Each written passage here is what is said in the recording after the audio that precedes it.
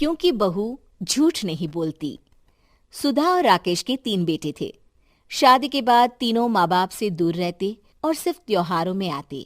माँ जी, पिताजी, अगली बार आप लोग हमारे घर आइएगा।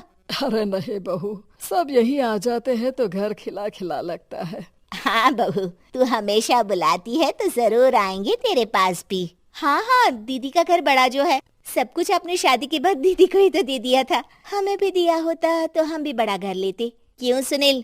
अरे नहीं नहीं, पापा ने सबको एक बराबर ही दिया है। छोटी बहू, क्या चाहिए तुम्हें, बोलो। वो आपके सोने की चेन वाली घड़ी है ना, वो अगर आप मुझे। तभी वहाँ मजली बहू भी आ जाती है। और मुझे ना आपका मंगलसूत्र कितना लंबा, सुंदर और भारी भी है। अरे हाँ हाँ, तुम दोनों को ही दूंगी बहू, चिंता ना करो। चलो अब खाना लगाओ, खाना खाया जाए। सभी मिलकर खाना खाते हैं कि पड़ोसन आ जाती है। अरे सुधा बहन, थोड़ी चीनी तो देना, घर में शक्कर नहीं है और मेहमान सर पर बैठे हैं। अरे छोटी बहू, चाची को शक्कर तो दे दो।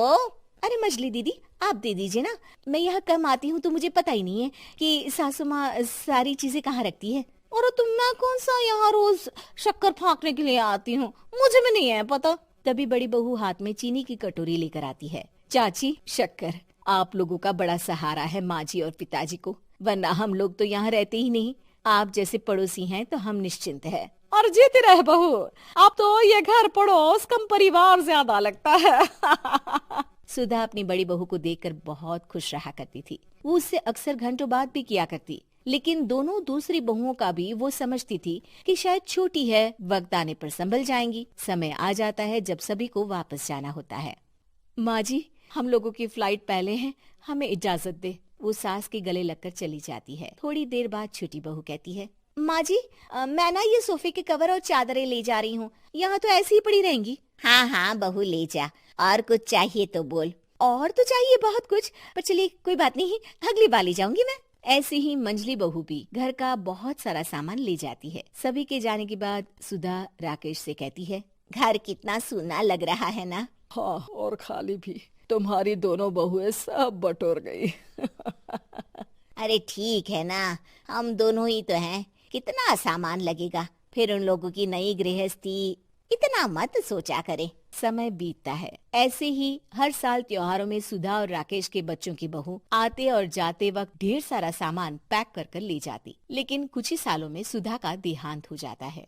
पिताजी, आप यहाँ अकेले क्या करेंगे? हम लोगों के साथ चलिए। अरे नहीं नहीं बहू, इस घर में सुधा की यादें हैं, मैं उसे नहीं छोड़ सकता हूँ। अब तुम लोगों की माँ नहीं रही। देख लो, वैसे तो मैंने उसके जीते जी सब कुछ दे दिया है, लेकिन कुछ उसका पर्सनल कीमती सामान था जो ये है, ले लो। सामान में होती है एक घड़ी और एक मंगलसूत्र। माँ जी ने कहा था कि वो ये घड़ी मुझे देंगी। हाँ हाँ पिताजी, माँ ने सबके सामने ये घड़ी सरिता को देने के लिए कहा था। उठा लो सरिता माँ की घड़ी। अब क्या था, छोटी बहू फट से घड़ी उठा लेती है। और पिताजी, ये मंगलसूत्र तो माँ ने मुझे ही देने को कहा था, याद है ना? वो सभी की ओर इशारा करती है। तू भी ले ले ये हार बेटा, कोई बात नहीं। मंजली फटाक से हार उठा लेती है। ससुर बड़ी बहू की तरफ देखते हैं। तुझे क्या दूं बेटा? पिताजी, माँ ने एक चीज मेरे लिए भी रखी है। सभी के कान खड़े हो जाते हैं कि आखिर सास ने क्या रखा होगा बड़ी के लिए। अरे माँ जी तो दीदी से प्यार भी ज्यादा ही करती थी, हमेशा उनसे बात किया करती। जरूर कोई बड़ी और अपनी प्रिय चीज दी होगी दीदी को। और देख लेते हैं ना, वरना तो हम भी बराबर का बंटवारा करेंगे। हाँ हाँ, कर लेना बंटवारा। लेकिन बड़ी बहू बताओ तो, सुधा ने क्या रखा है तुम्हारे लिए?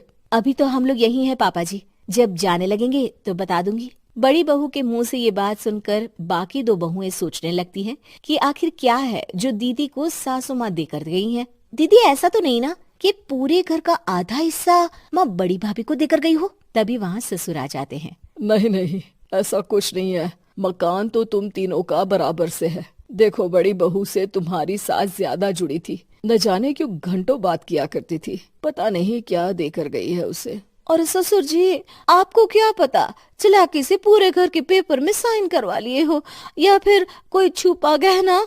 आखिर मकान पूरा तो आपने सासू माँ के नाम ही कर रखा था ना। अब घर में ये सस्पेंस बन जाता है कि आखिर बड़ी बहू क्या लेकर जाएगी। फिर वो दिन भी आ जाता है जब बड़ी बहू के जाने का समय हो जाता है। बेटा, परसों तुम चली जाओगी, बताया नहीं, माँ ने तुम्हें क्या दिया? घड़ी और हार जो बेशकीमती था और तुम्हारी सास को सबसे ज्यादा प्रिय था, उसका तो बंटवारा भी हो चुका है। अब तुम्हारी बारी। हाँ पिताजी, आज मैं ये बात बताने ही वाली थी। माँ ने मुझे उससे भी बेशकीमती चीज दी है और वो है आप।